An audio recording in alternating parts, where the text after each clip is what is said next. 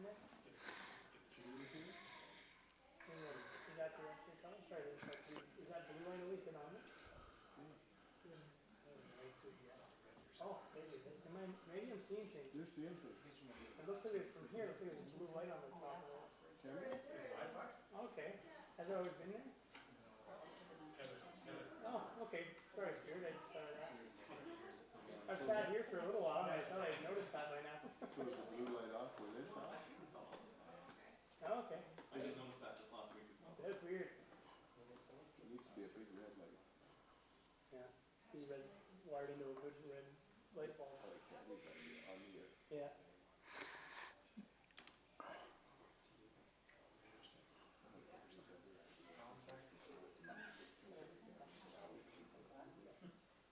Put it as close as possible. Yep. Yep. And what's another, how many more? Whatever.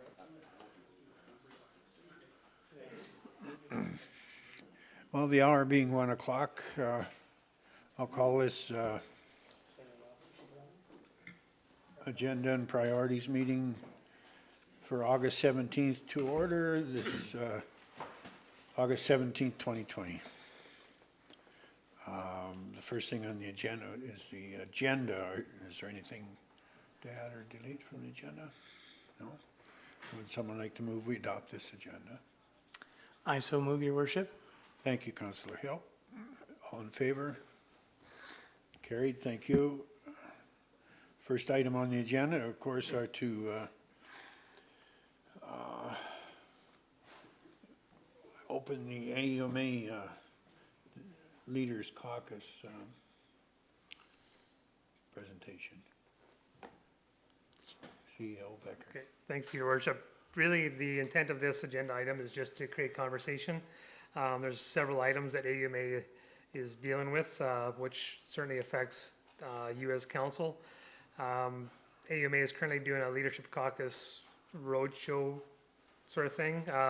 The more local one is coming up in Silver Lake, but there was members of council that did attend this session, which was held in Stony Plain. We attended virtually. I think it was Wednesday, Thursday.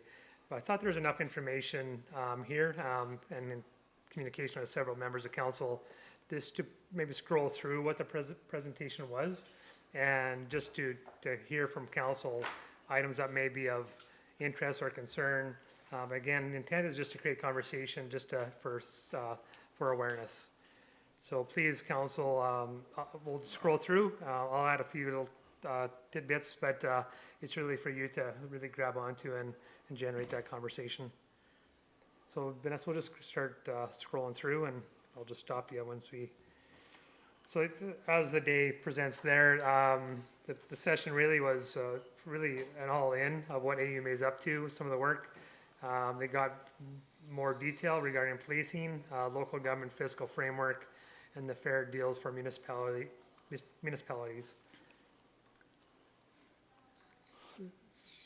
Keep on going. So yeah, so this, they just got into, you can, maybe one more, Vanessa. Sorry, the other way. Business highlights. So yeah, so AUMA, they just covered a few areas that they're involved with through their business model. They support through business services, $805,000 to support advocacy efforts for municipalities based on largely on resolution, I'd say. $2 million in premium credits for employee benefits and $2.5 million in price reductions for insurance and electricity prices, which they're expanding their service offerings within electricity. Any of those items you want specific information, please just ask for that information. We'll generate some information for you. So they talked about internally what's happening as an organization from working at home, virtual meetings, using technology, and a little bit of in-person meetings, and then their business, their staff have now resumed business travel. So they do frequent the area, and in Innisfail we see their staff here several times a year.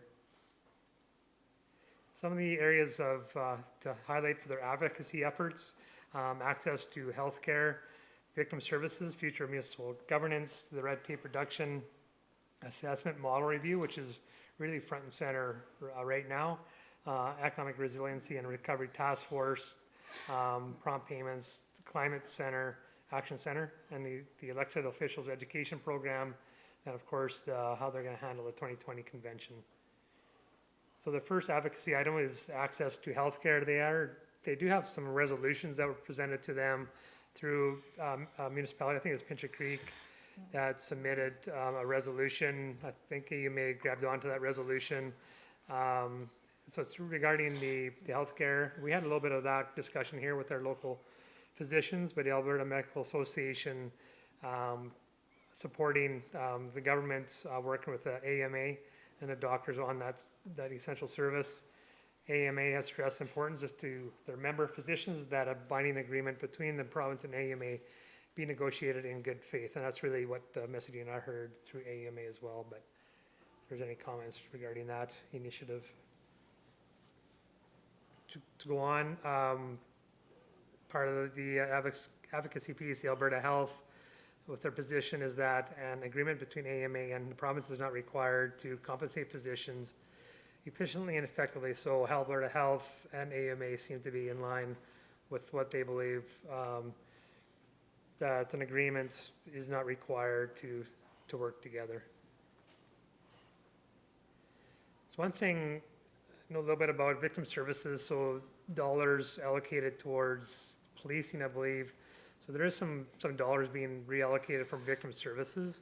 So it's just creating some concern of that. That's a very important need to support victims when they are faced with some difficulty. But there is some unknowns regarding funding of victim services. So there was a 2018 resolution called on the province to adequately fund victim services units, which now Bill 16 expands the scope of the Victims of Service to Crime Fund, which is creating some alarm to AMA and our RMA. Alberta is now the only province that does not restrict the use of its Victims of Crimes Fund to services that support victims. So there is some questions regarding where that money is going if it's not specifically geared towards victim services. Future of municipal governance, I was really happy to hear that AUMA has partnered with the School of Public Policy, knowing that I truly believe some of the models that we work within they're always evolving, but I think there's opportunity to evolve governance and how we do business as municipalities, and I think the School of Public Policy will help identify potentially what those governance options could look like. But yeah, I was happy to hear this partnership. So Red Tape Reduction and Municipal Government Act, Part 17 of the MGA Planning and Development calls for transparency of off-site levies, municipal government board appeals, and timelines for development. So I think that's the intent is good for red tape reduction and helps us actually to use that same qualifier or term, red tape reduction, in some of our discussions on how can we be better locally if that is an effort of government to deal with red tape. So this one's a big one. This should create conversation. It's pretty scary, some of the information that I listened to the other day and what I've been reading. So what I heard was that there was previous discussions on the assessment model review, which I don't think that information was allowed to be released until recently. So there was meetings January to May 2020, jointly led by Municipal Affairs and Energy and Natural Gas. So meetings were attended by the 3 AUMA representatives, as well as what you can see as CAP, Canadian Energy Pipeline Association, EPAC, and CPTA. So those are the members that participated. And again, the terminology is embargoed. So really lack of information was being shared, which is leaving AUMA, likely RMA, in a position to scramble with what the information that they have. The aim of this review, as it states, is to modernize the assessment model for regulated properties and develop options for model changes that take into account current costs, economic circumstances, and industry practices with a view to enhancing industry competitiveness while ensuring viability of municipalities. So again, back not too long ago, Municipal Affairs did brief the Premier and other officials regarding the review. Embargo was lifted, as I stated. Urban municipalities, there's a lot of fear, I believe, by all municipalities, but the urban side, there is a fear, of course, with the effect from the rural. If there's less linear dollars coming in, certainly could affect that regional approach to cost sharing, and they emphasize cost sharing versus revenue sharing. There's also a play on the education tax. If corporate, if the industry is not paying education tax, who's paying education tax? I'll just stop for a second and just see if there's any other comments regarding, there's a few more slides on assessment, but really the intent is to, I think, be attractive for industry. However, what we heard during the discussion, what it's covering the top certain percentage of the bigger companies, oil and gas, but it's not helping the smaller companies. So it's only for selected, the big players, not other companies. Your Worship, through to council, I was part of or on that call or that webinar, and I'd just like to say that in this tough time, they did a pretty good job of putting it together, and it's really awkward as a participant to sit and look at a computer screen and listen to the presentations because they're going so fast. That's, time to process and everything. But I think the AUMA is something that we really need to be, and I think we are involved with it, but even more. I think it's very important. They are advocating for us, and I just find that how do we engage more with the AUMA? Is it through yourself, Todd? Is it through council? Is it through committees? Or what is it? This assessment model review, good example, it's embargoed until a couple of weeks ago. They've made 4 recommendations, the committee. They didn't discuss the recommendations, but we can now discuss it with our members.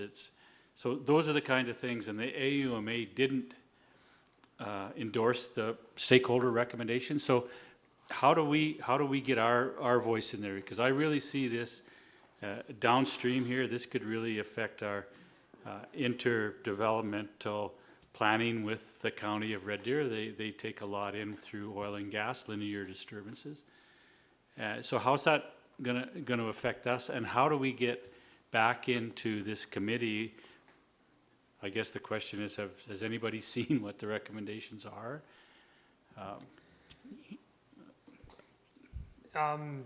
Your Worship, Councillor Harrison, so right prior to this event, and you're going to get the full slide deck for next council meeting. I wanted to make sure you see. So basically, they had a session on assessment on its own. So I'm getting them too confused. So Friday there was a session based on this model. So that slide deck is coming to you next council meeting. But with that slide deck, we did get an email from AUMA stating that this is the effects projected to the town of Innisfail. However, during that session, the City of Edmonton stating, really questioning the numbers you have, AUMA, because ours are quite a bit different. So AUMA say, we're just working with what we have because we don't have information. But based on our property assessments, we could be affected, this is preliminary, about $12,000. So it's an impact, but which means we don't have a large linear assessment within the town of Innisfail. So you'll see that clearly at your next council meeting. I've not received that deck of slides at this point. Yeah, thanks for that. I'm more concerned about the county of Red Deer. Yeah. Like when they lose, and I've heard numbers anywhere from 60 to 100% assessments being increased, taxes going up. So if they don't have the money for these inter-municipal agreements, how is that gonna affect us downstream? And I guess that's what my direct impact, $12,000, we can probably find that, Edith. But it's the downstream stuff, and this is just 1 year, and it's gonna be in subsequent years, so, you know, I guess that's what my concern is that how's it gonna affect us 2 years out, 4 years out, 5 years out? Thank you. Your worship, through to council, I was on the call on Friday, and I guess my takeaways, first of all, I think everybody recognizes the need that, you know, that this industry is hurting, right? So it's not that people don't want to help or municipalities don't want to help. It's more so, I think, the lack of consultation and recommendations that were made by AUMA and RMA. Some of the stats they gave us, this is going to benefit companies that are over $500 million in assessment, and that makes up probably about 62% of the benefit. So it's not benefiting the medium and smaller companies that likely need it more so. A lot of those large companies are also multinational, so there's no guarantee the savings are going to be left in Alberta. And I think, Councillor Harrison, with respect to your comment, how do we help? Certainly on Friday, the AUMA is suggesting that you know, a letter goes. They have templates of letters to where we can lend our support to this. And then, like I said, it's not that municipalities don't want to help, but there's 4 scenarios, and I've seen estimates from several counties and mill rates increasing anywhere from 60 to over 500%, depending on where the county is. Some would likely go broke. I think that's been made very, very clear. So it's a pretty serious issue, and I think AUMA and RMA's message is everybody needs to work together on this, not kind of this top-down approach where the municipalities are left out of it. So that was kind of my takeaways from the meeting on Friday. And Yes. And to go along with that, sorry, Your Worship. I just as a, just simplify if I'm on, on track with this. Excuse me. So there's the shortfall, of course, on the pipelines and lateral taxes in the rural centers is where the main issue is, but not so much the our mill rates or our taxes that were in the municipalities that are collecting on businesses that haven't changed. But are they? Is it their intent then to require more from the urban centers to offset that loss in the rural areas? Is that correct? I would say so, Your Worship. I mean, the money has to come from someplace, and they're looking at changing the model. Yeah. So one of the things, the depreciation would take place over 16 years, you know, basically down to zero at that point. So that well that may still be producing, but municipalities would be getting nothing after a 16-year period. So I think, yeah, and the money has to be made up from somewhere. So if we're missing X number of dollars in revenue, the municipalities, rural, basically either have to, you know, put it onto the residential base. And I think the other thing as well that came out of it is, you know, like I said, everybody wants to work together and make this right. But, you know, when you're looking at maybe 20-25% staff reductions and or increases in assessment, it's going to be fairly significant. And I don't know if you have anything to add to that, Todd. A little bit, Worship. So I think the number maybe was stated, but they have 4 different scenarios. And the 4 different scenarios range from lost revenue for municipalities between 117 million to 301 million.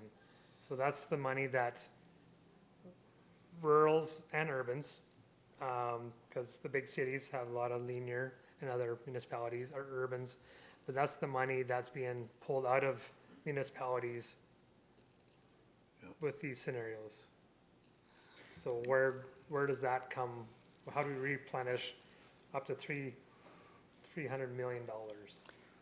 And Your Worship, also the one thing around ICFs that Councillor Harrison was mentioning, you know, it was very clear in that call that these are cost-sharing agreements, not revenue-sharing agreements. So, you know, some of the people on the call were very adamant that RMA and AUMA, we need to work at this together. We don't want to be pitting rurals against urbans, and you know, that the ICF should not be in jeopardy, but the reality is if you're missing $4, $6, $8, $10 million out of your budget, you know, something has to give, so.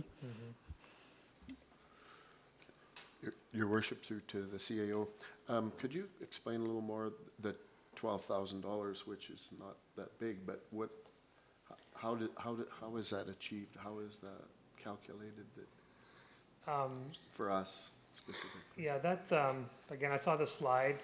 They're stating, you'll see that next Monday, but I believe the slide says we have $1.4 million worth of linear M&E type of assessment within our boundaries. Oh. That's what they're stating, and Heather can confirm through our assessments and our bylaws and so forth, but they're using those calculations to formulate those 4 scenarios, stating that with those scenarios, we'll achieve about a hit about $12,000. Thank you. I was unaware we had any. Thank you. Yeah, there'd be some, not so much related to oil and gas, but there's other linear properties that would certainly would be affected. Yeah. So the fear of AUMA is cost sharing agreements, education tax, and the seniors requisition.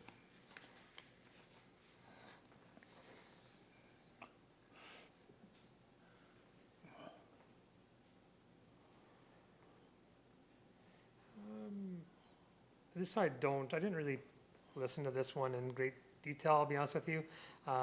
Just multitasking a bit, as other councillors admitted as well. But the Builders Lien Act, it's their prompt payments on lien. I'll just leave it there for a read for you. If not, we'll skip over if there's any other comments.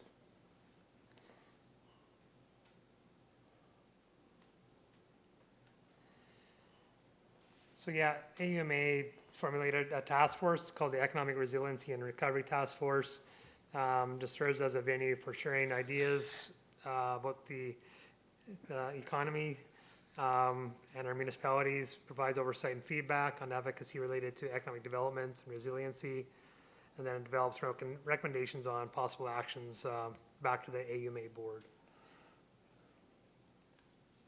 So this one's been an outstanding, or it's been around for quite a while, the Welcoming and Inclusive Communities. They have a toolkit. This was forwarded on to our local committee. There are some grant dollars available. That was also shared with our local committee as well. So the MCCAC, so the projects that we have had in the town of Innisfail, the solar on top of our building here, our lights and furnaces, at the arena, and as well now the new ice resurfacers based through this umbrella organization through RMA. So yeah, so this is a grant funding organizations regarding climate change.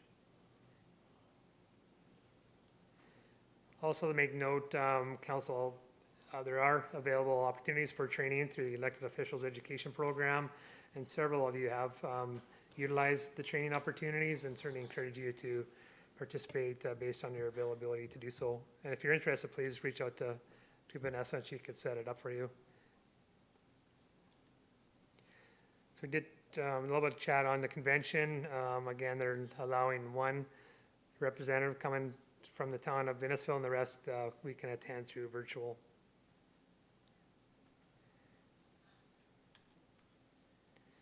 We can skip that one.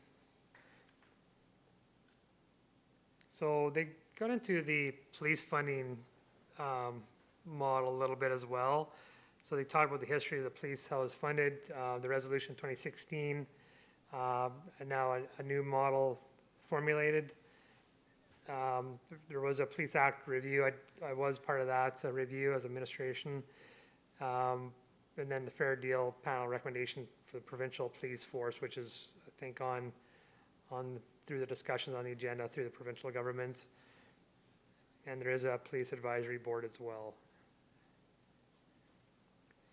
So this is just a chart of how police service was funded in Alberta.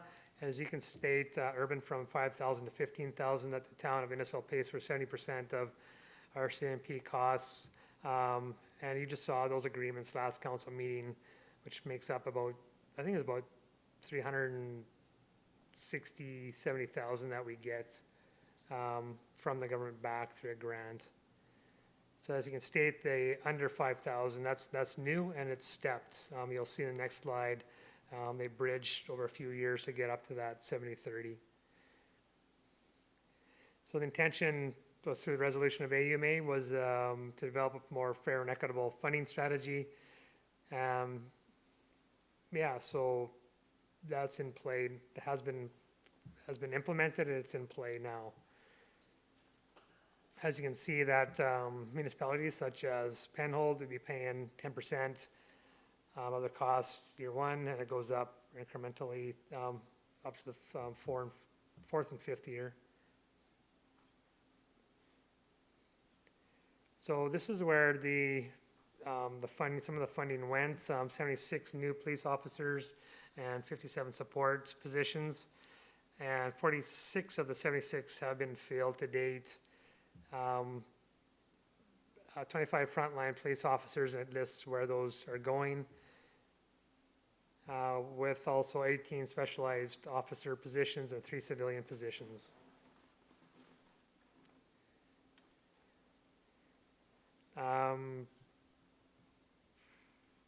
This should back up for one there, Vanessa. No decisions will be made on deferring police funding model invoicing until COVID. I'm not quite sure. That wouldn't affect us at all, but it certainly affects those municipalities under 5,000. Your worship, through to the CAO, I think what I heard there was the Solicitor General and or the Justice Minister has said that until COVID's passed or we see where we're at, they're not going to invoice the towns such as Penhold, even the 10% or whatever. Okay. It's got a indefinite hold on it is what Gotcha. I heard, I think.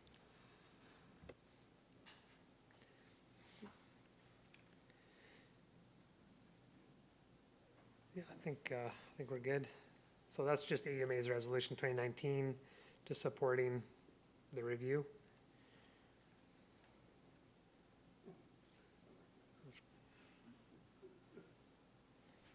Okay, that's good. Yeah. So those, yeah, there's some representatives that are on the Police Advisory Board. I think it's with RMA as well.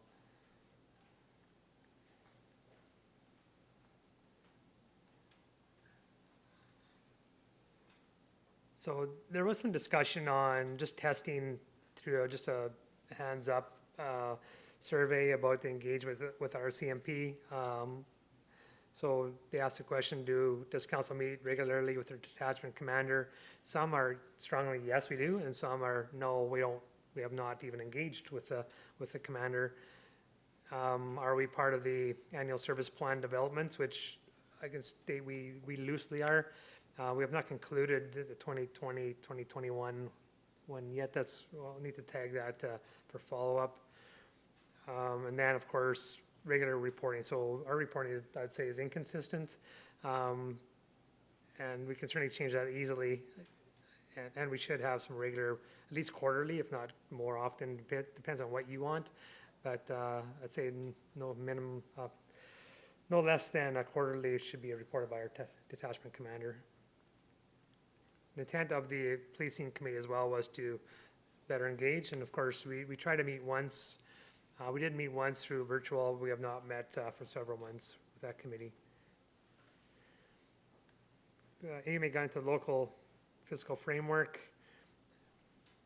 So LGFF funding pool and then the allocation of the funding pool. So this goes into really our main source of capital grants through the MSI and the BMTG. What the conversation was, we know MSI is expiring in 2021. There is anticipation, I think there's been notification of that fund to deplete 25%, if I'm not mistaken. So that does affect us significantly for our capital funding. What has changed, the government abolished the city charters, which the previous government put a large effort into achieving those. Those are now on the wayside, likely to build out new ones. But the funding model has changed. It's going to have a significant effect to municipalities.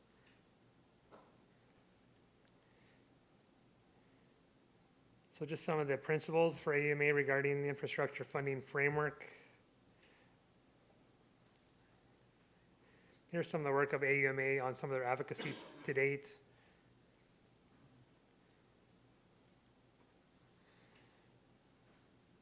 So yeah, so just maybe make sense of this slide. Today we have the MSI and BMTG.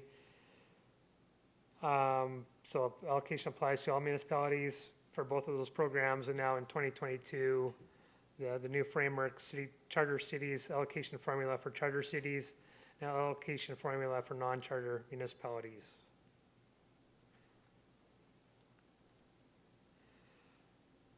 So the fiscal framework, as you can see, I'll maybe focus on the non-charter municipalities, anticipating $405 million in 2022.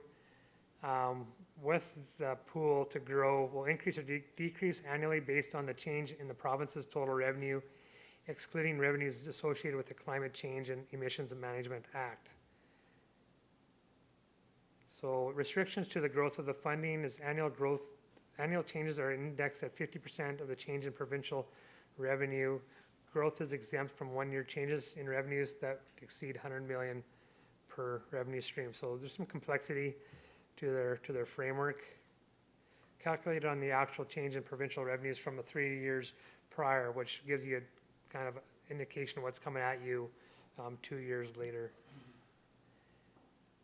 So the allocation formula is 48% based on population, 48% based on education tax requisitions, 4% on kilometers of local roads, which is outlined in, as per the MSI. That's for, actually, so I'm reading on the charter side, charter cities, where the non-charter, we don't really know what the allocation formula is.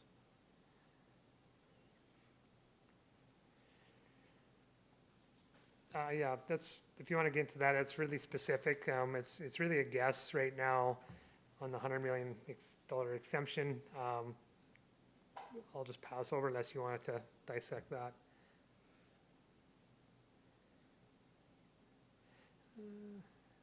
So yeah, there's just some scenarios.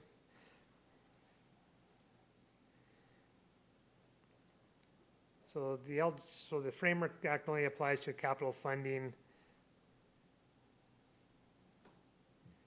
30 million per year, same as MSI operating. So I think if you don't mind, we'll skip over the city charters piece, but so how the framework rates against AUMA's principles, revenue adequacy is not meeting AUMA principles, as anticipated 25% less funding than the 2011 to 2021 average of MSI and the BMTG, and which will not keep pace with the economy.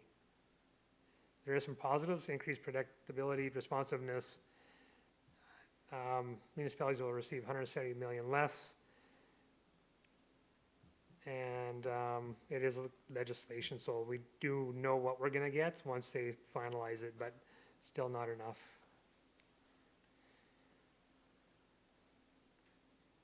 Opportunities for improvements, increase the 2022 starting funding amounts. Again, just a list of what AUMA is seeing as opportunities. But I'm anticipating it'll be quite difficult for change, but they certainly need to undertake their advocacy work.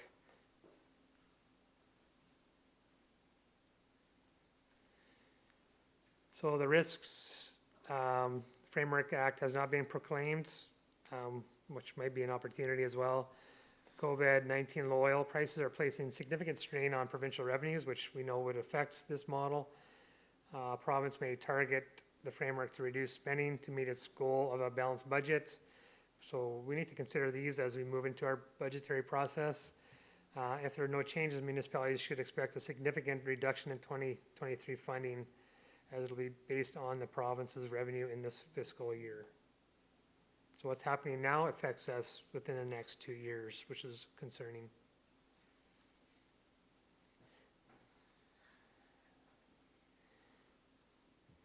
Continue on.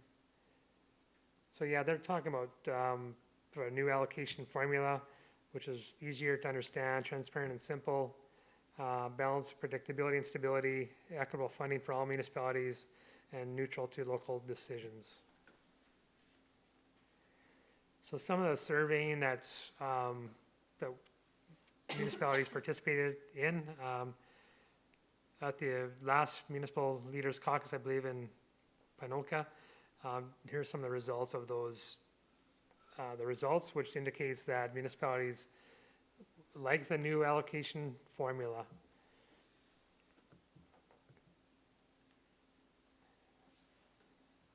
There's just a list of other inputs that AMA heard from municipalities.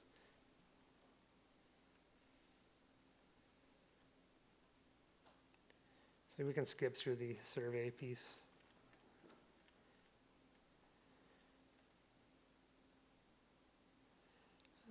So the fair deal for municipalities.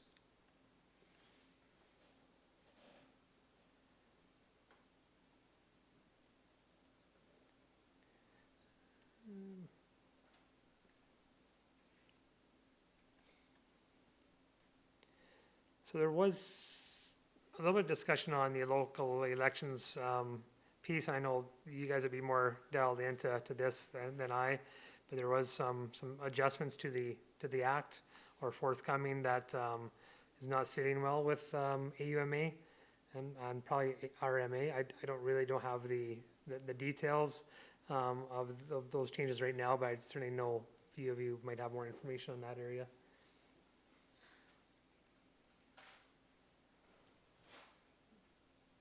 Maybe just go back there once, Vanessa. So just to read out through the Bill 29. AMA's priorities is retaining campaign contribution pre-election disclosure.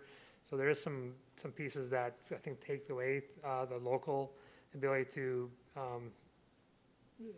regarding the local election, municipal election, regional campaign contribution limits, and third-party contribution limits and contribution disclosure. So those are the three main pieces I believe has occurred through amendment to the Elections Act.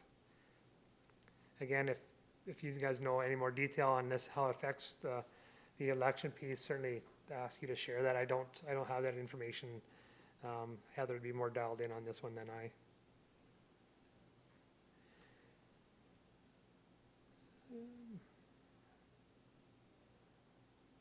Just a few areas that how the three levels of government could work together. They talk about some of the previous work by AUMA to work toward a path forward.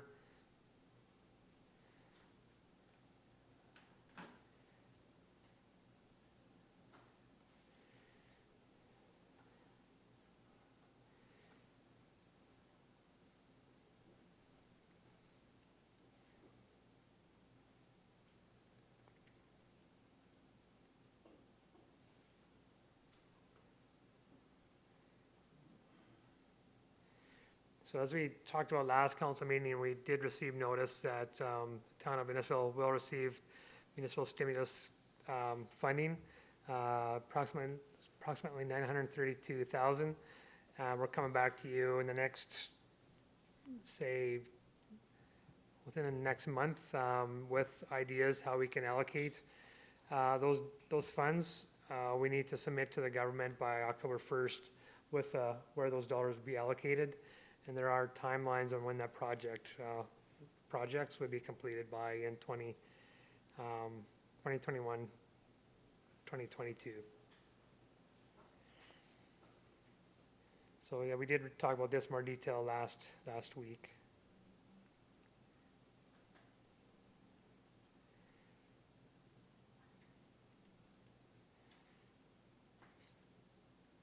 So they got into some roundtable.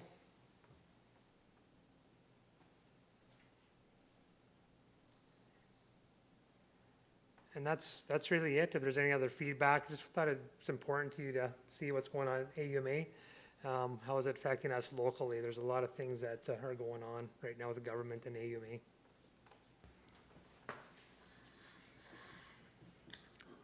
Your worship, just, so I think I emailed everybody those slides.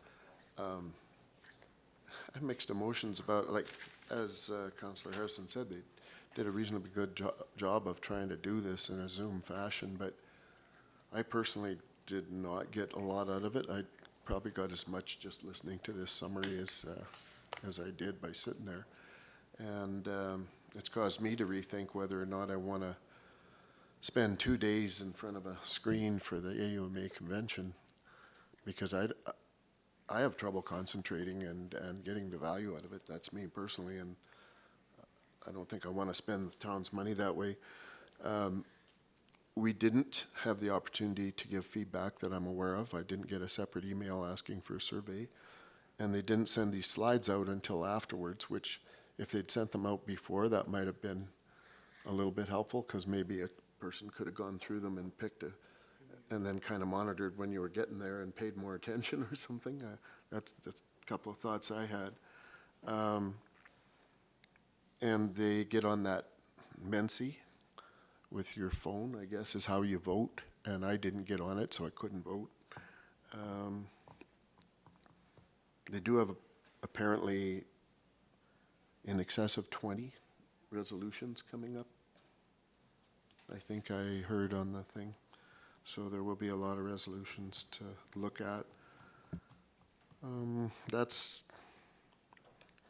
my summary. Like I said, it's causing me to rethink whether or not I want to attempt, because I know I won't concentrate for 2 days in front of the thing, and charge the town $400 and some for me to sit there, plus the $100 to get into it. So that's my input. I got a ton out of the Ponoka one, where you're sitting there live, and of course you get to talk to people before or after breaks, all that stuff. And they did a good job considering it's all virtual, but it's very much diminished, in my opinion, being virtual.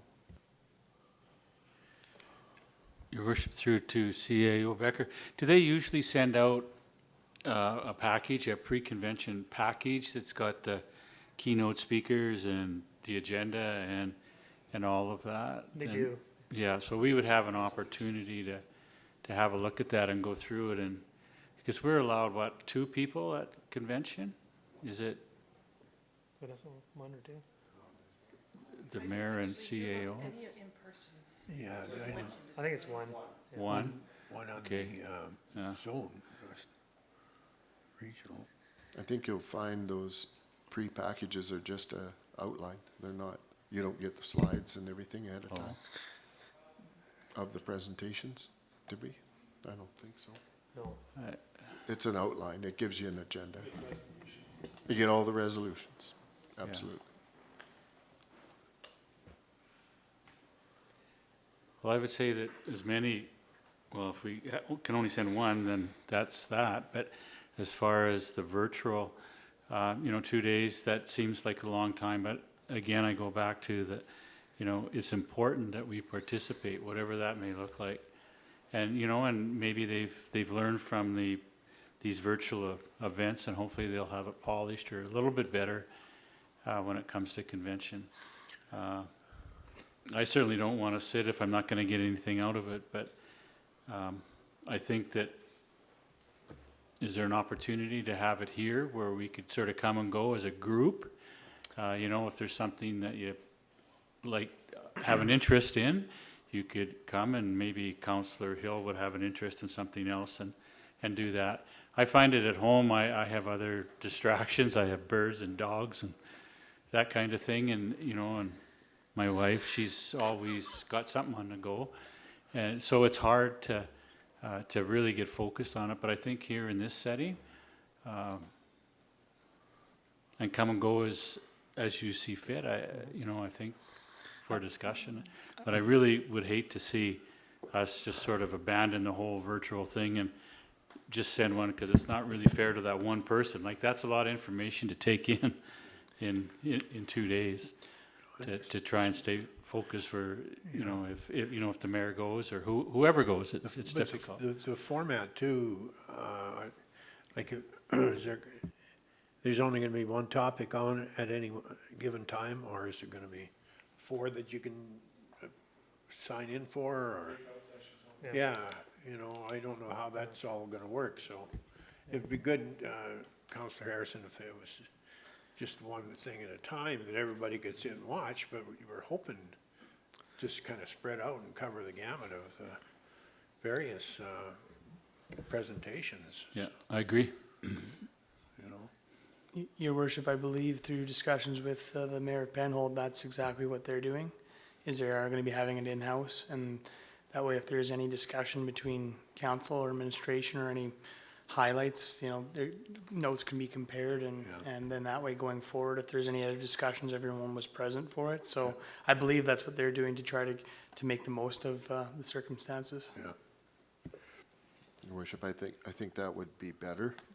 And the only thing that in the past, I know we've gathered to listen to some, and we tend to talk to each other at times then and miss stuff too. So, and don't take my personal comments. I think there's lots of people that could probably sit there and focus on that much better than I can. It's a problem I have. I just don't focus on that when I'm sitting at home. I'm bad at that. I don't think I would have graduated university virtually. That wouldn't have happened. Thank you.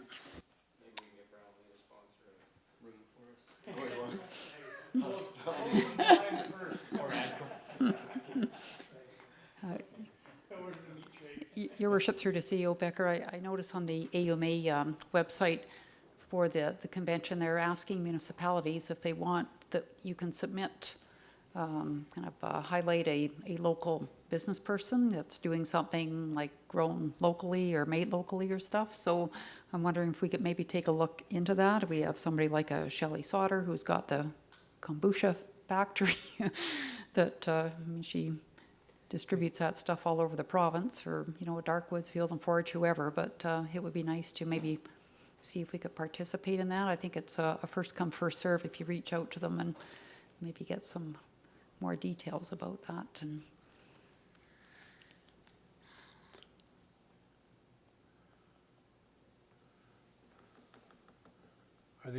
Are they looking at 3 days? 2, I believe. Just the 2? Yeah. Okay. Well, I'll go, but I'm certainly willing to share it. You know, if others, the deputy or somebody else can go. I would like to attend one day, but I'm not just sure. I want to see more of the format, how it's going to happen. If there's breakouts, if you go individually, or because they can only cover so much on a virtual.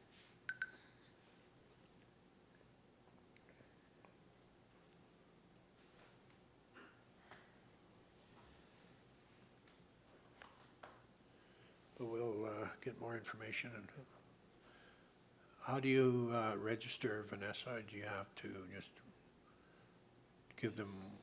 I did register everyone that replied that they wanted to go to the Yeah. virtual, but it just said email, name, Yeah. credit card, nothing about breakouts or anything, so No. Okay. check it out. Okay. And the one other little bit of input I'll give is they did, of course, they're in Stony Plain, or they're gonna be in Sylvan Lake. And as they had conversations within their room, I found them very hard to hear. So maybe they could up their microphone situation or something, I don't know, but.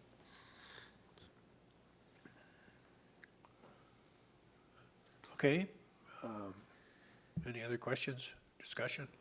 Your worship, are we going to have a little bit of a roundtable before we go in camera? Or? Yep, we will. Okay, I'm just okay, thinking I about just- this yeah, no, I topic, just- but Yeah. yeah, if there's nothing else, do you want to proceed to the roundtable? Counselor Hill, you do a good job of leading off. Thank you, Your Worship. I don't have much of a choice, so that's all right. I'll just embrace it.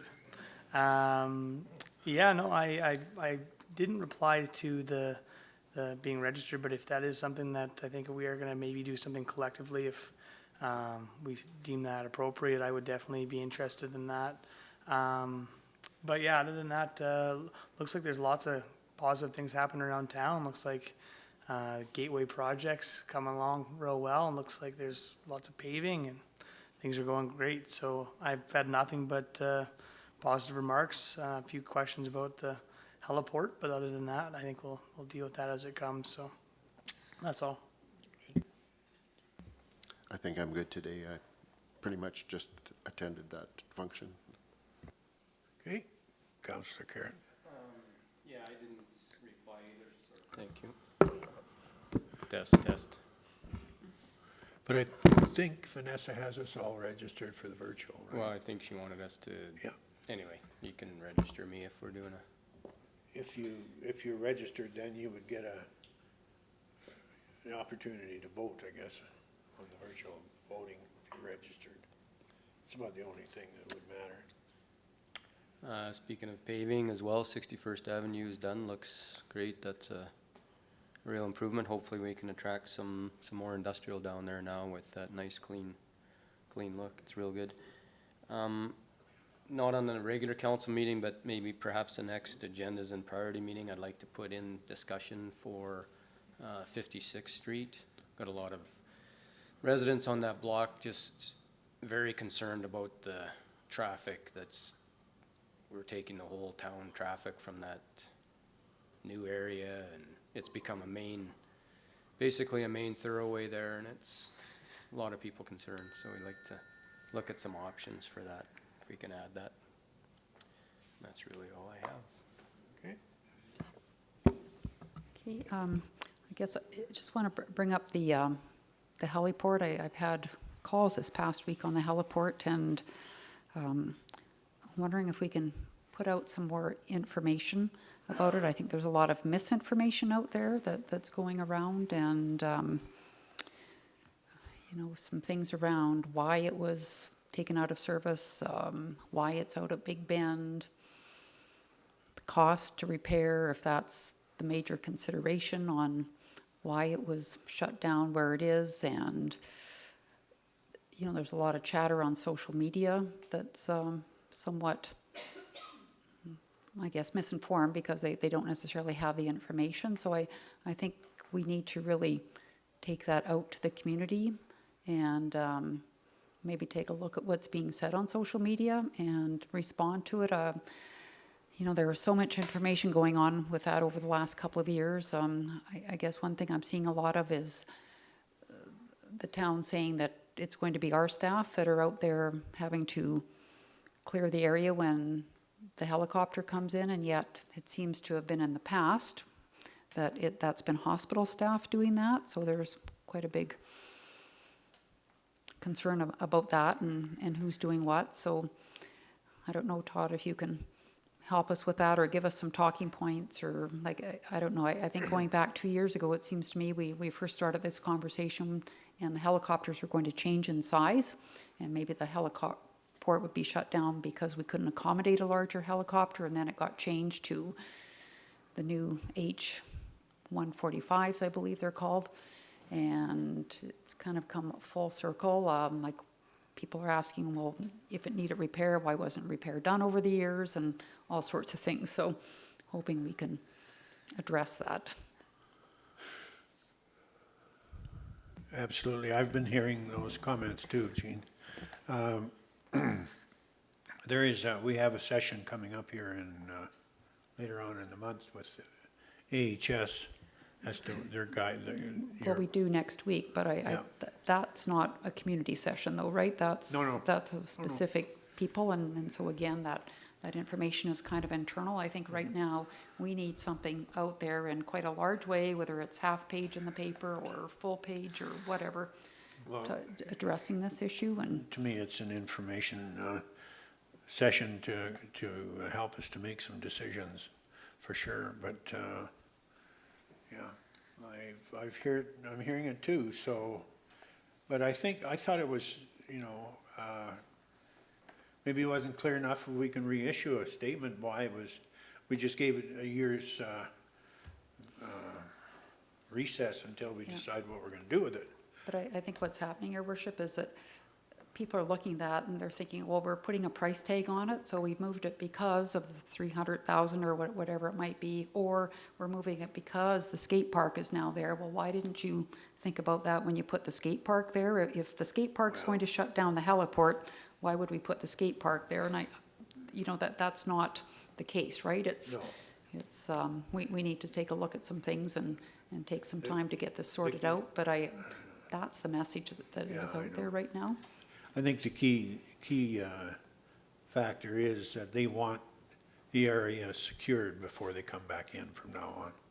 And that may take 4 or 5 people to secure the area, so that they don't have to worry about kids from the skateboard park and the ball diamonds and stuff. So that was one of the significant changes, whereas the airport, they just go there and land and forget about it. But then the concern with the airport, of course, is you're across the tracks, how much longer is it taking? And That's right. And I understand that. I mean, it's certainly on the wrong side of the tracks as far as the hospital goes, so I'm looking forward to next week, but, And I'm certain if we're prepared to somehow fund the cost of it, it can happen. yeah.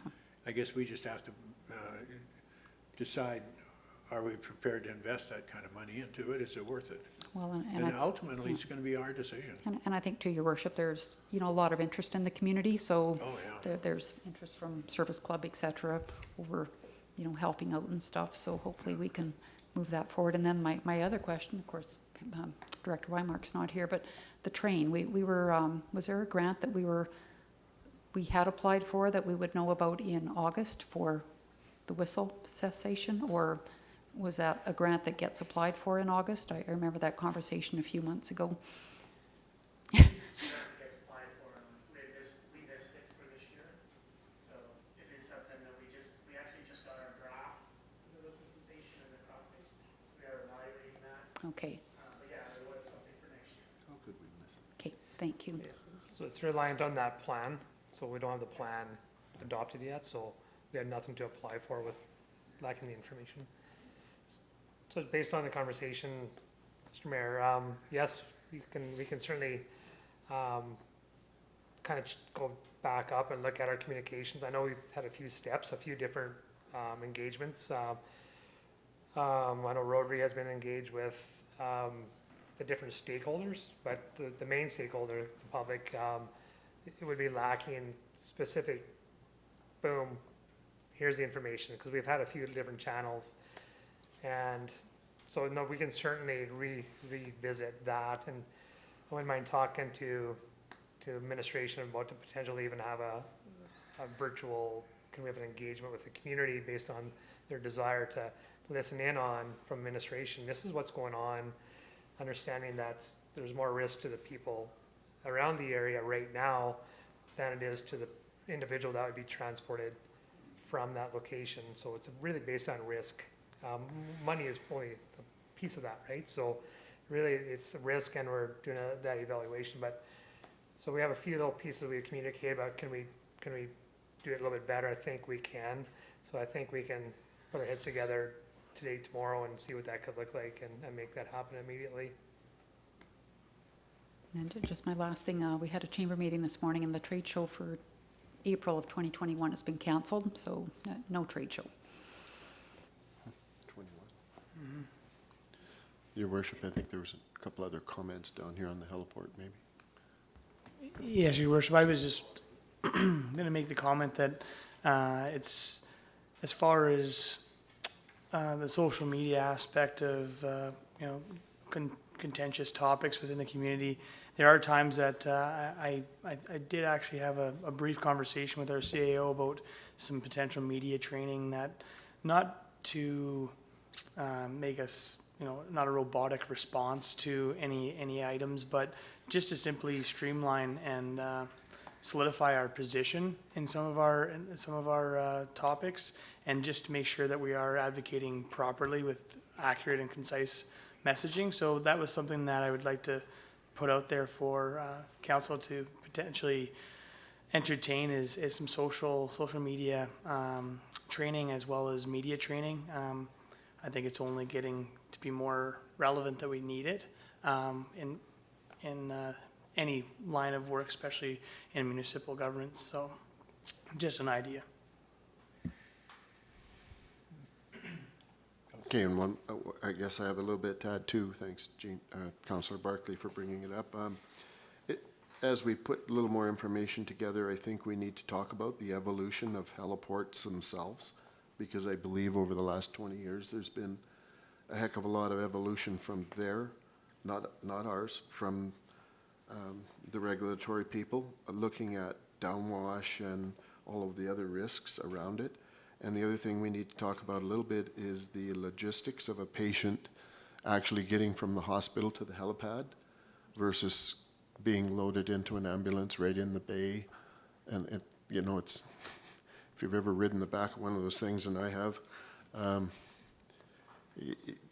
going across on a gurney if it's cold and everything else isn't all that pleasant either, but that was part of the discussion too. I think there was a lot of stuff happened that night when we decided to put it,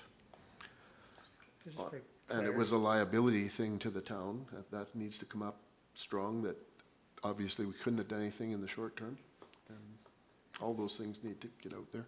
Your Worship, just in response, I believe the patient is put into an ambulance and then transported to the heliport. And again, that's an evolution, because I used to go over there and watch. That was something to watch when the helicopter landed in Innisfail, and you could pull your vehicle up by the swimming pool there and literally watch it. That's the evolution that's happened. Now they want all that cleared back, and they used to wheel the patient right across the road. So there's been a whole evolution, and that has to all get into the information. And I had one of the doctors point out to me too that when they have a patient to be transferred to be picked up in Innisfail, they actually have the medical staff on board in the helicopter to come over and stabilize them the way they want it stabilized. The patient stabilized as well, which I didn't know, but they have that, you know, so they wouldn't be able to do that landing in Innisfail, and they'd have to come all the way in and help stabilize them and then transport them back out. So I didn't realize that was a situation, but this, so is everybody aware of this Zoom meeting on August 27th? You've all got it? Good, okay. Yes, Your Worship, I won't be on it. I have a medical commitment that day, and I know it fit all the important people, but I won't be there. So I guess before we advance on roundtable, would council be okay for administration to develop detailed speaking notes for you? Yeah. To help you with your communication to the public? I'm a little bit leery to advise going into too far public engagement prior to any of those bigger meetings, because we're still needing information from the other stakeholders. We can give the basic information from a town perspective, but there's still information yet to be gathered, and that's the nature of the year closure. We're not going to have that in the next week, but it certainly can help you, and maybe a little bit more media attention on the closure, but we can certainly pull that together. Your Worship, just to add, not to get into big discussion, but the one factor that people seem to miss is that ambulance or ALS service as well as STARS. So you get an ALS or a paramedic service out of an ambulance as well. So it's all to do with time, and the hospital actually stabilizes the patient for STARS to pick up. So the other factor is you're taking patients out of this hospital to a more higher care hospital. So those are all, I mean, we got lots of considerations. Well, there's certainly lots to discuss, and this at least is a good start with AHS, but STARS will come at the drop of a hat too, to communicate the limitations and restrictions, and we've already been given that information once, but they have a list. I think Transport Canada or NAV Canada had, there was 5 very special things that had to happen, and they weren't currently happening with their new legislation, that's all. So, that's why we had to take some time off and get our act together. Okay, where are we at on the round table? Counselor Reber. Just with the heliport, that's what I've been telling people, that we're getting more information, that we weren't in compliance, we had to shut down for a year to figure out what we need to do and be patient, there's more information coming, but I thought we'd put out what I read on the Facebook page, and I thought we'd kind of explained it pretty good, but I also saw the comments that everybody's talking about, and people don't read, I don't know. Anyways, other than that, I didn't do much with the town, but we did have a small ceremony on Saturday at the Cenotaph with the Legion for VJ Day, which was the 75th anniversary of the official end of the Second World War. So we didn't advertise it, we didn't publicize it, but we did have our A1 bugle player that's on staff at the town there, did an upstanding job, so just wanted to recognize him. And that's all I got. Thank you, Your Worship. A couple of things. I'm attending MPC tomorrow. And after MPC, I'll be attending the market on Main at our table and booth there. And this afternoon, I'll be attending the anti-discrimination and awareness training. And this past week, I did, on August the 12th, I attended the camp day at Tim Hortons. And I'll tell you, I got a completely different appreciation for those young ladies that work behind that counter. It was unbelievable. It was 5 hours, and you didn't stop for 5 hours. You just, well, every 30 minutes you had to stop and change your mask and wash your hands and your gloves and everything. But I'll tell you, so I guess my request would be when you go in and you don't get your coffee within 20 seconds, please be patient because those ladies are and guys are working their butts off. So that's all I have. Thank you, Your Worship. Okay, I don't think I have anything new to report either.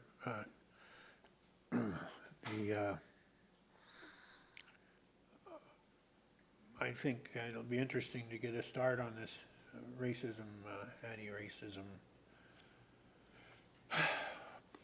proposal, and that's at what, at 5? Yeah. Are we doing any lunch or anything, or meal or food, or nada? I'm not sure what they're planning. I haven't heard anything about food, Okay. but All right, bring your muffins. we get time to go home and make a sandwich. Yep. Okay. Okay, anything else? Stephen, you got anything you want to update us on?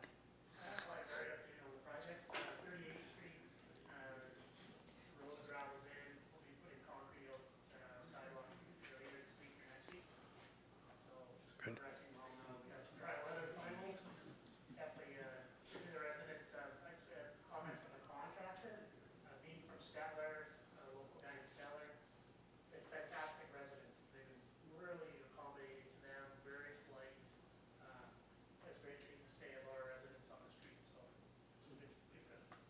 Good to hear. Stuart, have you got nothing? No? Megan?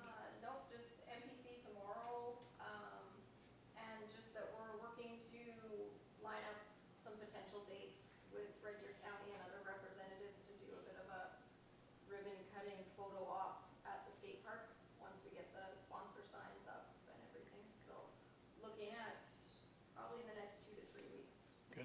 Having a date for that, so we can There's do been, a formal. there's been some discussion about getting some volunteer supervision offered at the park, the CAO Becker. Yeah, Your Worship, I think the information is a little bit preliminary to reveal to you publicly. I think we can talk to you in camera about that. I think there was a really good discussion. I'll let staff report that out to you. I think it's a little bit preliminary to release that Okay, publicly at this yeah, point. I just thought it was encouraging to hear. Yeah, it was a really good meeting apparently. Yeah, good. Okay, Don, do you have any? I do, not to force feed you, just on that pool, engagement on the 31st, and again, I didn't reach out, I did receive some feedback about some coordination opportunities on dates. Just looking, if council is unavailable on August the 31st, it's for a 2-hour stint for council. It's a full visioning day for the associated staff involved with the Aquatic Center project. But part of the project that requested council to be engaged at the onset of that visioning session, likely from a 9 till 11 is required of council. Just looking if that's a bad day, we would certainly look at maybe the following day, but we certainly need to advance that process. On the as soon as 31st. possible. Yeah, I suggested you receive an email for a full day, but looking likely for you from a 9 to 11. Okay. If Just it doesn't that- work, let me know, because then we can figure something else out. Is that, anybody have a problem with that? Best day for me, but I can make 9 to 11 work. Anyone else? I can make that work as well. Okay. Okay. So, Dan.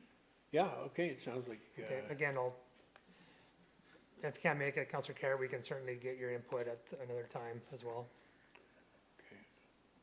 All right. Your worship, through to CEO Becker, has there been any, wondering if you reached out to Minister Dreeshen about meeting over the next few weeks while he's around? I have not, Okay, no Mr. Barkley, worries. it certainly is something out today or tomorrow. We'll certainly make that attempt to connect with him. I do have one other item, sorry, Your Worship. It's regarding the arena opening. I'm certainly getting some feedback, really positive, in disagreements, just people certainly concerned about the opening plan. So we have drafted a response. I'm going to circulate this email that Tricia sent out to some of the people. I'll give it to you just again for messaging, but the plan is it's liquid. It's already an adjustment before even the arena's we haven't even put ice in it yet, but we're looking at trying to accommodate spectator or parents. So I'm not saying that's the plan yet, but we're trying to move towards that. But we did have a starting point. Her messaging is pretty clear that we're going to get there, guys. Thanks for your patience. And let's move forward. So I'll certainly circulate that messaging to you to help you with your conversations in the community. Okay. Yeah, I've had a number of emails.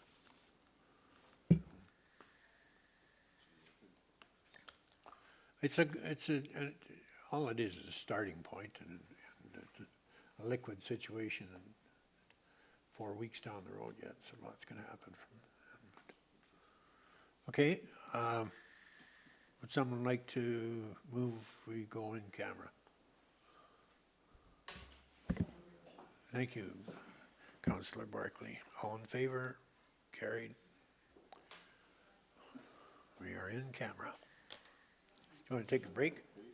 I think I'd like to take a minute.